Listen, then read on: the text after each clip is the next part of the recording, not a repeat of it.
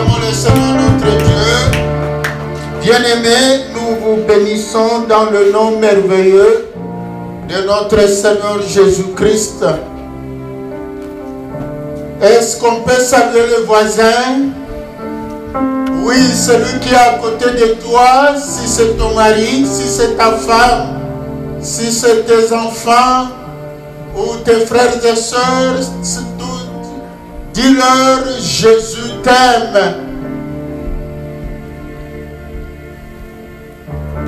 Bien-aimés, nous vous rappelons que nous sommes dans la période pascale, la Pâque. Et pendant cette période pascale, il a plu au Seigneur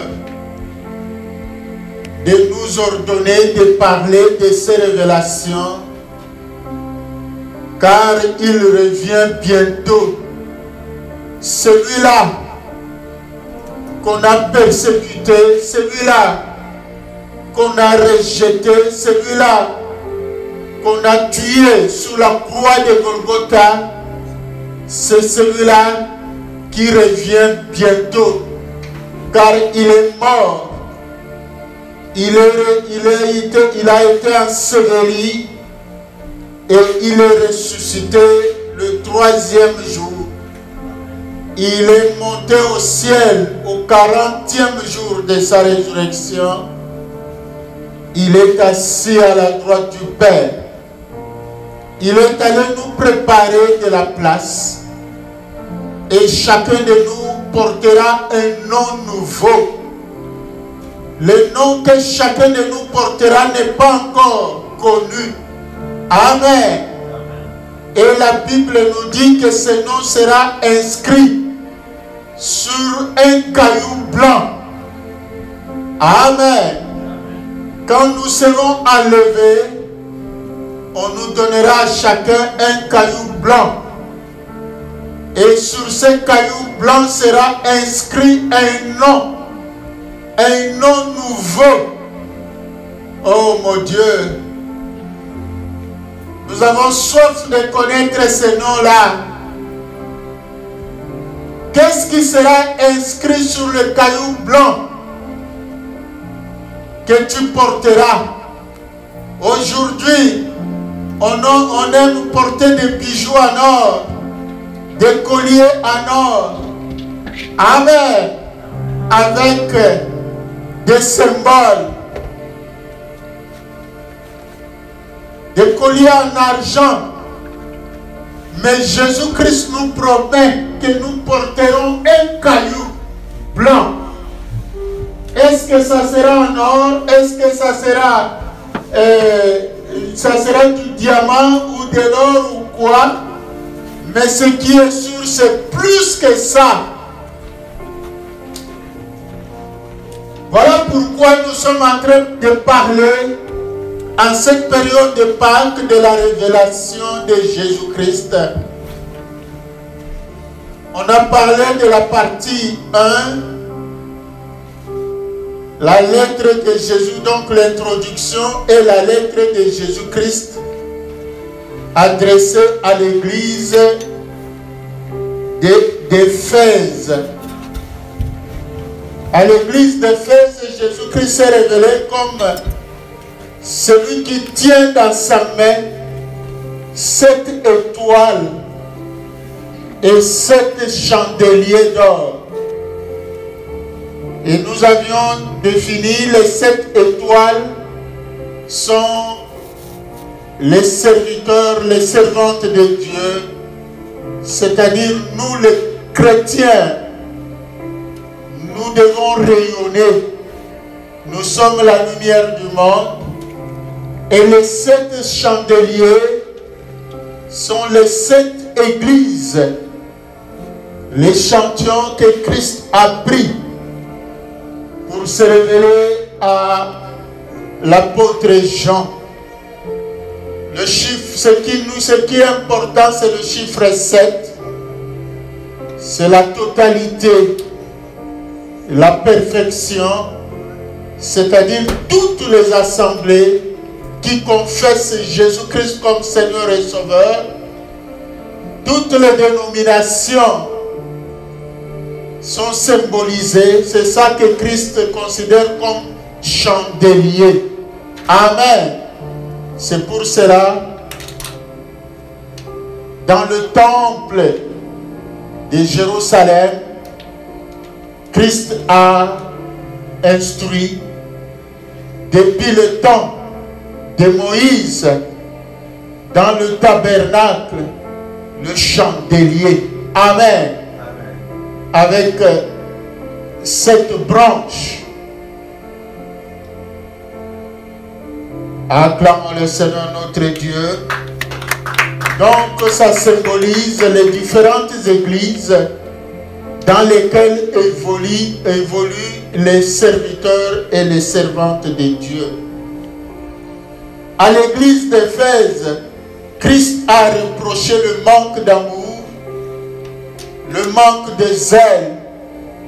Christ nous a reproché que nous avons abandonné notre amour, notre zèle de départ. Revenons à cet amour-là, à ce zèle-là. Et on a parlé de l'église de Pergame. Excusez-moi, l'église de Smyrne. Et là, Jésus n'a pas fait de reproche particulier, mais il attire notre attention sur les souffrances que nous sommes en train de vivre et les souffrances à venir. Que cela ne soit pas une pierre d'achoppement pour nous, que cela ne nous amène pas à abandonner la voie de Dieu, parce que lui, il est le premier à souffrir. Dans cette église de Smyrne, Jésus-Christ s'est présenté comme celui qui est le premier et le dernier. Amen. C'est pour dire que rien ne nous arrivera que lui n'ait connu, que lui n'ait permis. Amen. S'il y a des gens qui souffrent, il n'y a personne qui souffrira plus que Christ. On connaîtra des épreuves, mais lui en a connu. Il est le premier et nous marchons derrière lui. Et celui qui est au bout de notre marche, il est au commencement de notre chemin, il est l'aboutissement de notre chemin. Tenons bon pour ne pas rater le ciel. Et il a dit, celui qui persévérera, il lui donnera la couronne de gloire. Il portera la couronne. Lui, il a porté la couronne des épines. Amen. Qui symbolise toutes les souffrances qui pouvaient s'abattre sur nous, toutes les blessures intérieures et extérieures. Et aujourd'hui, nous continuons parce que la Pâque, c'est la période de purification. Rappelez-vous, la Pâque, c'est la période de purification par excellence. C'est pour cela que Christ nous enseigne pour que chacun de nous puisse voir par rapport à l'enseignement de chaque jour par où il est tombé. Et Dieu nous appelle à la repentance. Parce qu'on avait parlé à l'introduction que Christ, il est roi, il est le sacrificateur, il est aussi le juge. Donc pour le moment, il joue ce rôle-là du sacrificateur, c'est-à-dire l'intercesseur, notre intercesseur auprès de Dieu. Quand nous tombons, il est là pour nous relever. Amen.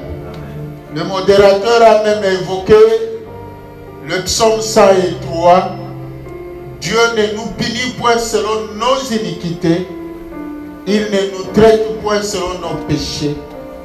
Acclamons le Seigneur notre Dieu. Mais nous devons prendre conscience chaque jour. Nous devons nous examiner chaque jour.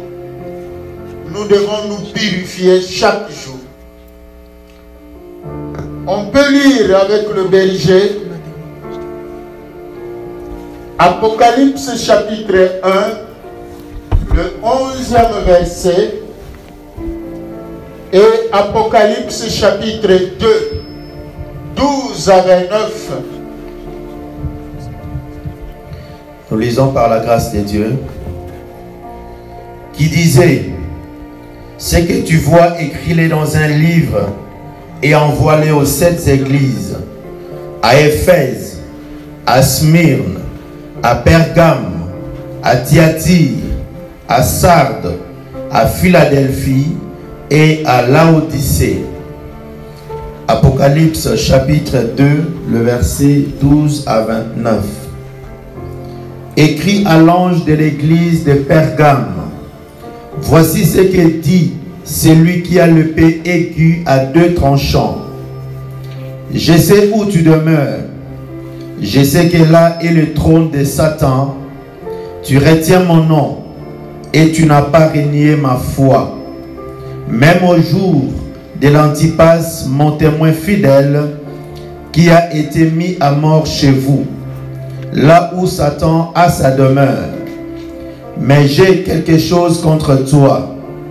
C'est que tu as là de gens attachés à la doctrine de Balaam, qui enseignait à Balak à mettre une pierre d'achoppement devant le fils d'Israël, pour qu'ils mangeassent de viande sacrifiée aux idoles, et qu'ils se livrassent à l'impudicité.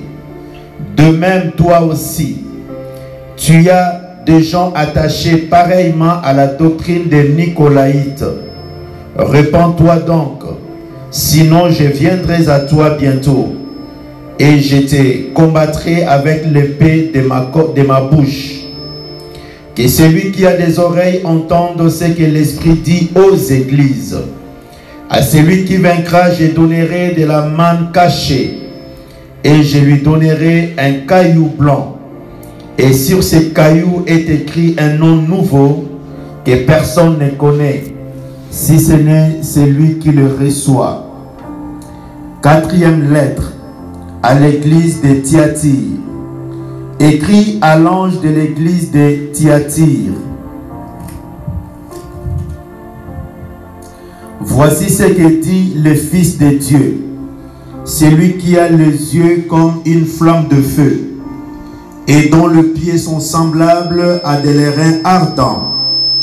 Je connais tes œuvres, ton amour, ta foi, ton fidèle service, ta constance et tes dernières œuvres plus nombreuses que le premier,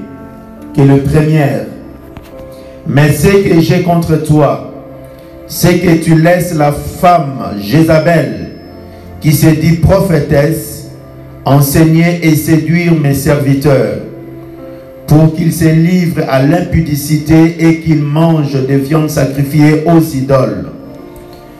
Je lui ai donné du temps, afin qu'il se repentît. Et elle ne veut pas se repentir de son impudicité. Voici, je vais la jeter sur un lit et envoyer une grande tribulation à ceux qui commettent l'adultère avec elle, à moins qu'ils se répandent de leurs œuvres. Je ferai mourir de mort ses enfants, et toutes les églises connaîtront que je suis celui qui sonde le rein et le cœur, et je vous rendrai à chacun selon vos œuvres.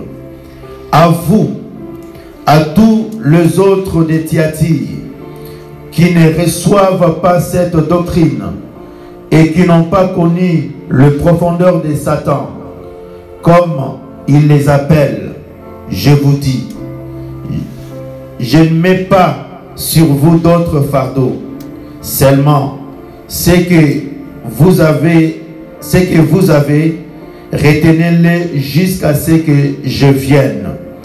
À celui qui vaincra, à qui gardera et qui gardera jusqu'à la fin mes œuvres. Je donnerai autorité sur les nations. Il le pètera avec une verge de fer, comme on brise le vase d'argile. Ainsi que moi-même, j'en ai reçu le pouvoir de mon Père, et je lui donnerai l'étoile du matin. Que celui qui a des oreilles entende ce que l'Esprit dit aux églises. Amen. Acclamons le Seigneur notre Dieu. Dieu nous parle à travers aujourd'hui deux églises. L'église de Pergame et celle de Thyatire. Toutes ces églises, comme je l'avais dit à l'introduction, ce sont des églises situées dans l'Asie mineure. Donc, actuellement, c'est la Turquie. Mais ce sont des lettres adressées à tout chrétien. C'est un appel à la repentance. Aujourd'hui, le thème, la révélation de Jésus-Christ, partie 3, attention au compromis. Attention au compromis. Faisons attention au compromis. L'église de Pergame, d'abord, dans cette église-là, il y avait l'idolâtrie. C'était même le siège de Satan. Selon ce qu'on nous a lu, c'était une citadelle qu'on considérait comme le siège de Satan. Satan lui-même. Et il y avait plusieurs représentations des faux dieux dans cette église-là. On en retient les 4 principales représentations. Il y avait la représentation des Zeus. Vous savez, donc Pergame, c'était aussi une des capitales des Romains à l'époque et les Grecs. Donc ce sont des divinités romaines et grecques de l'époque. Zeus, on appelait aussi Jupiter. Amen. Donc, il y avait aussi le dieu Athéna. Il y avait aussi la divinité qu'on appelait Asclépios. C'était le dieu des guérisons qui faisait beaucoup de miracles. Les gens venaient de partout. Ils allaient à Pergame pour obtenir la guérison. C'est ça aujourd'hui. On peut nous parler même des apparitions. Oh, il y a eu une apparition là-bas. Les gens accourent pour avoir des guérisons. Ce sont des différentes manifestations d'Asclépios. Cette divinité-là, il faut faire très attention. Et toutes ces divinités étaient auxiliaires à la reine qu'on appelait la reine du ciel, la reine Istar, ou la reine du ciel, Istar. Cette femme, c'est pour cela dans Apocalypse, parmi les représentations de Satan, on nous parle de serpent, on nous parle de la bête, donc on nous parle de la femme, parce que c'était des grandes représentations à l'époque des divinités romaines et grecques. Et c'est le siège, avant, à l'époque, le siège était à Pergame, où il y avait des temples de ces dieux-là. Donc l'idolâtrie, le Seigneur Jésus-Christ à travers cette lettre, il nous met en garde contre l'idolâtrie. ces esprits d'idolâtrie, et particulièrement dans l'église des Pergames, en dehors de cet esprit d'idolâtrie, il y a aussi des esprits d'impudicité, les esprits de légèreté. Donc on en avait déjà parlé, les esprits de Nicolaïte. En plus de ça, il y a aussi les esprits de Balak. Vous savez, Balak, le roi de Moab. Balak, c'est celui-là qui était jaloux contre la prospérité d'Israël. Les esprits de Balak, ce sont ces esprits-là qui agissent aussi dans des églises, en dehors des esprits d'idolâtrie de toutes sortes, en dehors des esprits d'impudicité de toutes sortes. Il y a les esprits de Balak, les esprits de jalousie, les esprits qui attaquent les enfants de Dieu, les gens qui sont contre la prospérité des enfants de Dieu, les esprits qui bloquent les projets des enfants de Dieu, le progrès des enfants de Dieu. Ces esprits-là, ils viennent aussi dans des églises. Ces esprits de Balak. Le siège de ces esprits-là, je vous ai dit, les représentations principales, c'était Asclépios, qui était le dieu de guérison. Les gens accouraient pour avoir la guérison. Ces esprits qui faisaient aussi des miracles pour guérir les maladies de toutes sortes. Les dieux de la médecine, comme on les appelait à l'époque. Les dieux de guérison. Il faut faire très attention. Si tu as besoin de la guérison, cherche-la auprès de Dieu. Va à l'hôpital, fais-toi soigner. Mais ne va pas auprès des charlatans. Ce sont les représentants d'Asclépios. Le dieu des sports, Zeus. Amen. Il faut faire très attention. C'est ça, esprit olympique.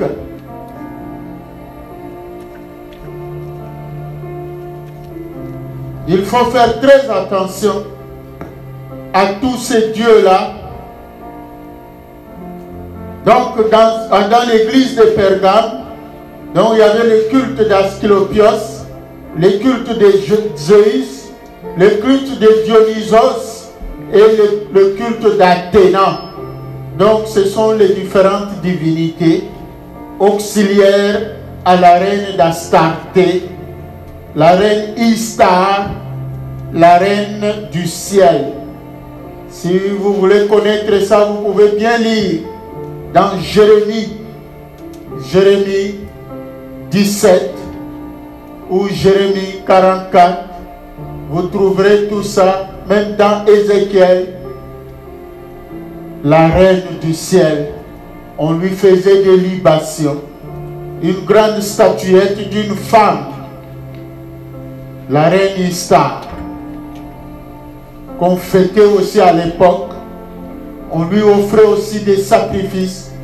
On faisait des libations.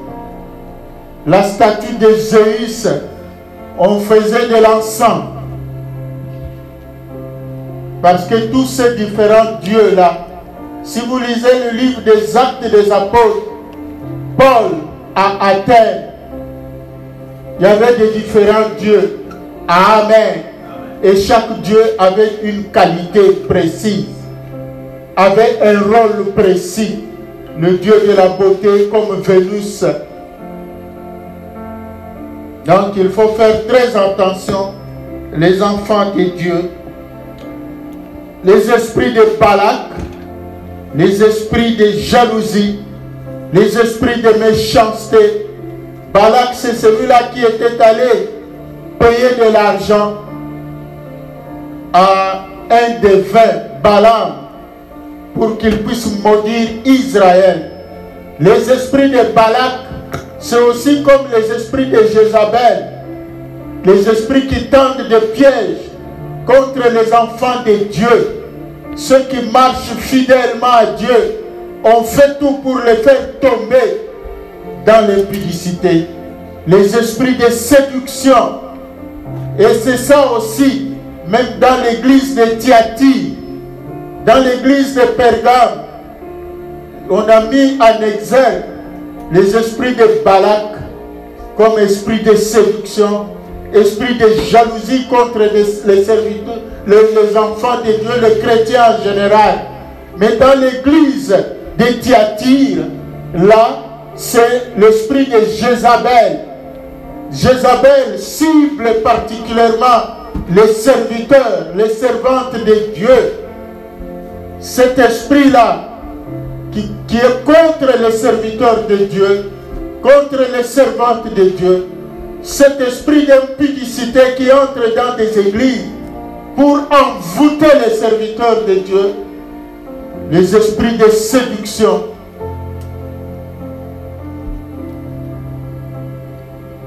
Donc, tout ça inspiré par la reine d'Astarté. On doit faire très attention. Les esprits qui inventent des trucs contre les serviteurs de Dieu. C'est ce que Jésus a dit. Tous ceux qui veulent vivre pieusement sur cette terre, ils seront persécutés. Faisons attention. Dans des églises, ils s'y introduisent des gens qui ne viennent pas pour le royaume des cieux, mais dans le but de séduire. Mais notre Dieu, il est bon, il révèle, il nous met en garde. Et chacun de nous doit s'examiner. Si on est tombé quelque part, on doit se relever, on doit se repentir et continuer la marche avec Dieu. Et dans l'église de Pergame, Jésus-Christ se présente comme celui qui a l'épée. Pourquoi ça? C'est comme je vous ai dit, pourquoi il se présente dans cette église comme celui qui détient l'épée à double tranchant? C'est parce que Pergame était la capitale des Romains à l'époque. Et les Romains avaient comme symbole d'autorité l'épée. Amen. Ils dominaient sur le peuple. Et c'est pour cela que Jésus se présente comme celui qui a l'épée à double tranchant. C'est pour dire, comme la Bible nous dit, ne craignez pas ceux qui peuvent tuer seulement le corps et non l'âme. Il faut craindre celui qui peut tuer et le corps et l'âme. Donc au lieu d'avoir la crainte des hommes, ayons la crainte de Dieu. Malgré la persécution des Romains, il y a les croyants de Pergame n'avaient pas cédé. Ils sont demeurés fidèles, attachés à Dieu.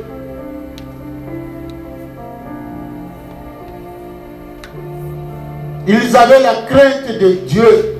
L'épée de Jésus symbolise aussi la séparation future. Rappelons-nous qu'il a dit, je ne suis pas venu apporter la paix, mais je suis venu apporter l'épée. Amen. C'est-à-dire la séparation du monde. Il est venu nous séparer du monde.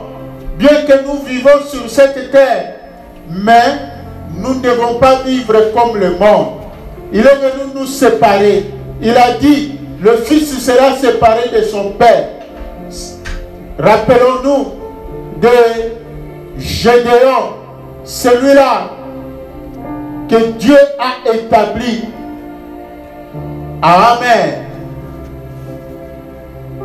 Gédéon a détruit les idoles de son père, l'autel de Baal de son père. Donc c'est ça la séparation.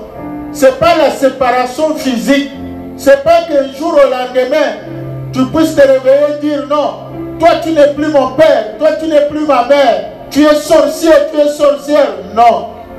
La séparation spirituelle, même si dans notre famille, il y a des gens qui continuent à marcher dans l'idolâtrie, dans les fétiches, qui continuent à aller consulter les charlatans, les marabouts, les féticheurs. Nous, Jésus-Christ nous dit, marchons différemment. Parce qu'il y a son épée. L'épée qui symbolise aussi le jugement final.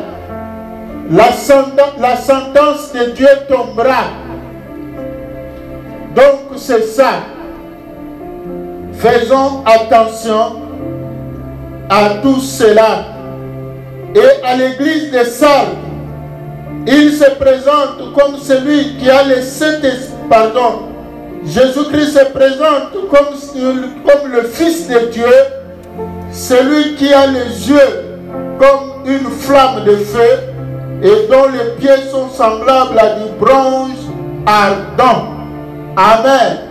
Donc Jésus-Christ se présente parce que c'est pour dire, nous vivons dans ce monde, mais nous devons être différents de ce monde. Vous verrez la différence entre celui qui est à moi et celui qui n'est pas à moi. Ce n'est pas tout le monde dans le monde qui est appelé fils de Dieu, fille de Dieu. Amen. Nous avons le privilège d'être fils et filles de Dieu. Gardons cela. Dans l'église de Pergame comme à l'église de Thyatire, Jésus-Christ reproche la tolérance. Amen. C'est-à-dire la complaisance. On fait la complaisance. On ne dit pas la vérité aux gens. Au lieu de dire la vérité, nous considérons plus leur rang. Nous considérons plus leur amitié. Nous devons dire la vérité. Je connais tes œuvres. Tu es attaché à moi. Mais ce que j'ai contre toi, tu es là auprès de toi. Les gens qui sont attachés à Balak, les gens qui sont attachés à d'autres dieux. Mais toi, tu tolères. Amen. Faisons attention. Faisons attention dans nos maisons. Faisons attention. Oh non, moi je prie, mais lui ne prie pas. C'est mon grand ami. Même si moi je ne bois pas, mais je peux lui offrir quand même un verre de whisky. Il est venu me voir. Faisons attention au compromis. Attention. Jésus dit, je te connais. Je sais que toi, tu ne fais pas cela. Mais tu encourages le mal.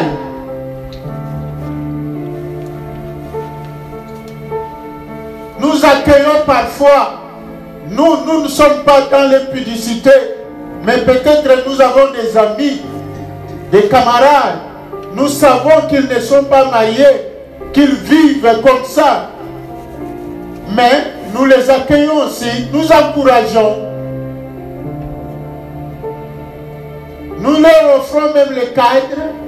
À la Saint-Valentin, nous leur envoyons même des compliments. Pourtant, nous savons qu'ils ne sont pas conformes.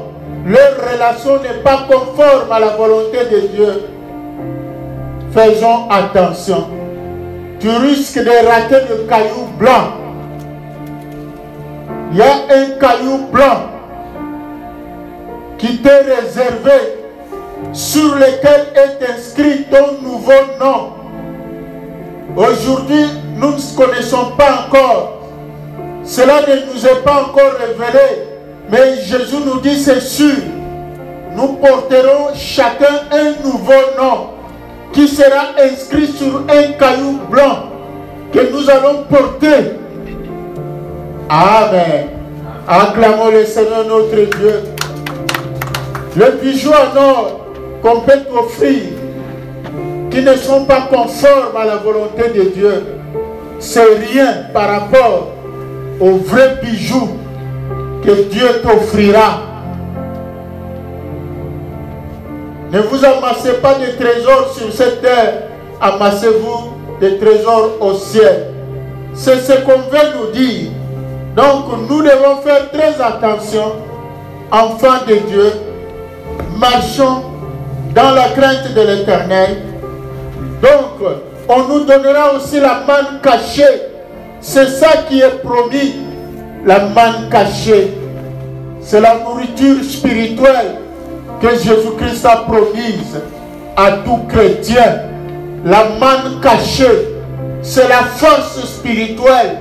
La manne cachée, c'est la dignité spirituelle. La manne cachée. Faisons attention, bien-aimés. Donc, ne marchons pas, ne nous laissons pas séduire par les esprits de Jézabel. Les gens qui ne veulent pas abandonner leur mauvaise vie, ils viennent toujours à l'église, mais pas dans le but de se convertir. Vous savez, à l'église de Pergame, c'est là Lydie, la première personne que Paul, dans son ministère, a converti. C'est Lydie, cette femme qui était vendeuse de pourpre. Amen. Parce que Pergame était une ville marchande, une ville des ouvriers, une ville des gens qui aimaient beaucoup l'art. Et ils fabriquaient des pourpres. Et parmi les marchands de pourpre, il y avait la femme Lydie. Et c'est cette femme-là à qui Paul a prêché l'évangile et qui a donné sa vie à Christ, qui s'est fait baptiser par Paul. Et après, elle a offert son cadre à Paul et les compagnons de Paul. Il les a invités. C'est cette femme-là qui avait dit à Paul que si réellement je trouvais grâce à vos yeux, venez entrer, venez habiter dans ma maison. C'est cette femme qui avait logé Paul à Pergame. Dieu nous appelle à de bonnes œuvres. Ne soyons pas comme Jézabel qui attaque les serviteurs, les servantes de Dieu. Mais soyons ceux qui ont de bonnes œuvres, qui soutiennent l'œuvre de Dieu, qui soutiennent les serviteurs, les servantes de Dieu. Ça c'est très important parce qu'il y en a ceux que Dieu a appelés à le servir à temps plein. Mais ils doivent vivre, ils doivent faire vivre leur famille. Mais comment? C'est grâce à la générosité des chrétiens, les chrétiens que vous êtes. C'est très important. C'est cet appel à de bonnes œuvres. Mais malheureusement, il y a des esprits de Balaam, il y a des esprits de Jézabel qui attaquaient les serviteurs de Dieu, qui détournaient les gens, tous ceux qui voulaient soutenir l'œuvre de Dieu, les esprits de Jézabel. Rappelez-vous à l'époque du roi Akab, Jézabel, c'est celui-là même qui avait détourné le cœur du roi Akab, son mari, contre les prophètes de Dieu. La portion qui était réservée aux serviteurs de Dieu, le roi Akab, par l'impulsion de sa femme Jézabel, il allait donner ça aux prophètes de Baal. Il y a des gens qui préfèrent dépenser même pour des choses de futilité, qu'on puisse chanter pour eux dans le monde, pour qu'on puisse les adorer. Ils dépensent beaucoup d'argent, mais ils ne soutiennent pas l'œuvre de Dieu. Jésus a dit, je tiens l'épée à double tranchant. Faites attention. Jésus a dit, mais même pendant que nous vivons sur cette terre, il enverra des malheurs, il enverra des jugements, des malheurs, des problèmes de toutes sortes. Beaucoup de gens ne savent pas que peut-être c'est à cause de ça qu'il y a des complications, qu'il y a des blocages, qu'il y a des malheurs de toutes sortes. On ne dit pas que nécessairement, mais selon ce qu'on vient de nous lire, c'est aussi prévu. Amen. Jésus attaque tous ceux qui sont possédés par les esprits de Jézabel, tous ceux qui se laissent manipuler par les esprits de Jézabel, les esprits de Balak. Donc faisons attention, marchons conformément à la volonté de Dieu. Que Dieu vous bénisse. Nous invitons le berger à nous conduire dans la prière. Bien-aimés, parce que nous sommes dans la période de purification, la période de Pâques.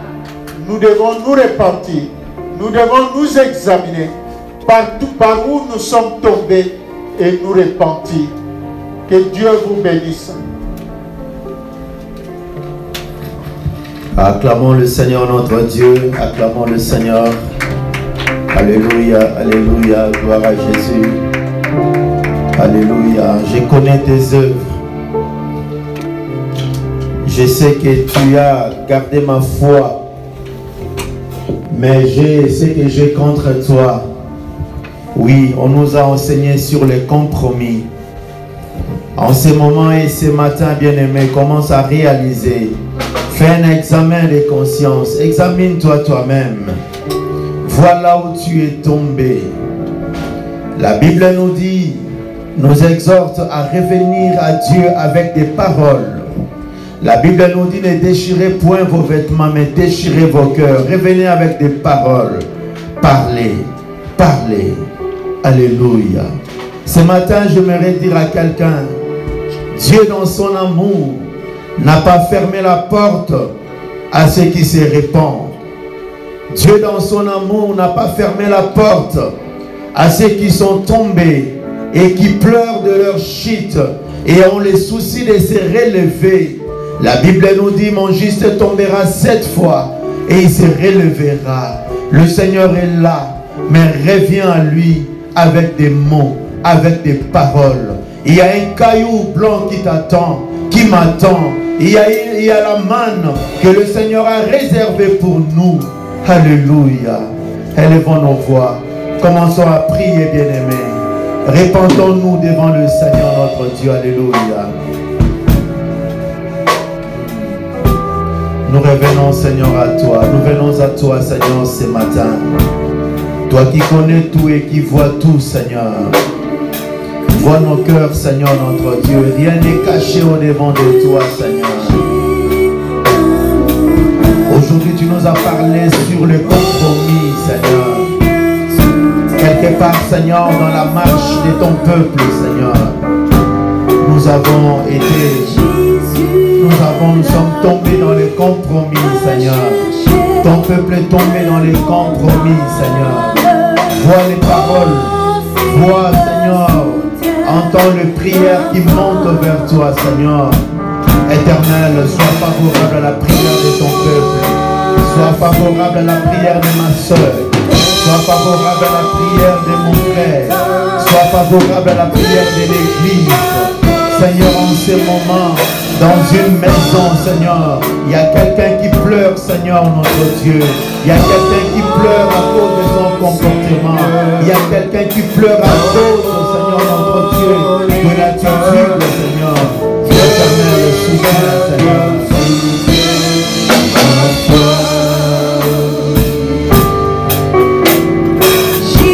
Déchire ton cœur ce matin. Déchire ton cœur ce matin. Il a besoin de t'entendre. Lui, il connaît déjà tes œuvres. Il connaît ce que tu as fait. Il connaît tes gestes. Il sait tout. Mais il veut que tu reviennes à lui avec des paroles. Toi, tu es fidèle, Seigneur. Tu ne rejettes pas celui qui revient à toi, Seigneur. Nous voici ce matin, Seigneur. Seigneur, dans mon état, que de Jacob soutient ma foi. Prends-moi, Seigneur, dans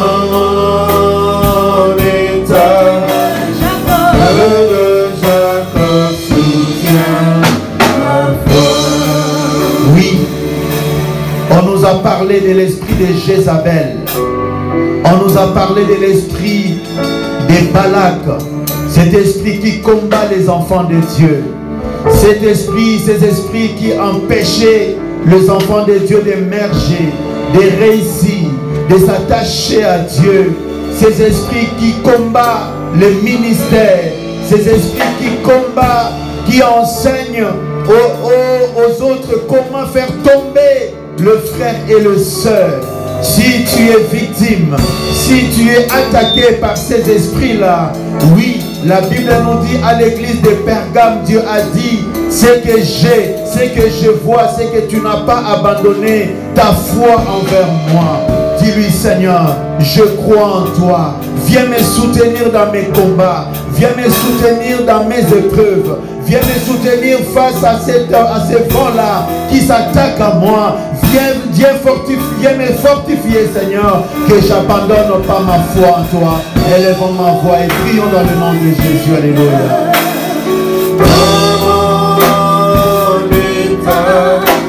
Seigneur, soutiens mon frère et ma soeur qui est attaqué par l'esprit de Jézabel. Viens fortifier, Seigneur, tes serviteurs qui sont menacés par l'esprit de Jézabel, qui sont menacés, Seigneur, notre Dieu. Viens fortifier, Seigneur. Viens fortifier, Seigneur, ton peuple. Qui sont séduits, Seigneur, qui sont attaqués par l'esprit de séduction, qui sont attaqués par l'esprit, Seigneur, de Balaam, l'esprit de pudicité, l'esprit d'idolâtrie, Seigneur. Viens fortifier les églises, que nous ne puissions pas céder face à ces choses. Alléluia.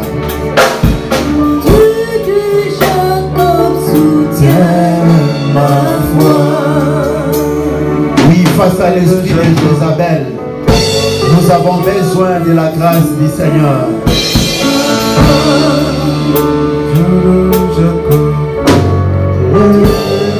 Jacob soutient ma foi. Oui, Seigneur, soutiens notre foi. Soutiens la foi de ma soeur. Soutiens la foi de mon frère. Seigneur, sans toi, nous ne saurons pas. Mais que ta grâce descende, renouvelle tes bontés, Père. Tu es le Dieu de grâce. Seigneur, ne nous laisse pas tomber dans le piège de Jézabel. Ne nous laisse pas tomber dans le piège de Balak. Et Seigneur, soutiens ma soeur, soutiens mon frère, soutiens tout ton peuple. Garde-nous attachés à toi, Seigneur. Garde-nous toujours inscrits dans ton livre de vie. Garde-nous, Seigneur, dans ta paix, dans ta joie. Tu es le Dieu de bonté. Tu es notre Dieu, notre Père. Alléluia.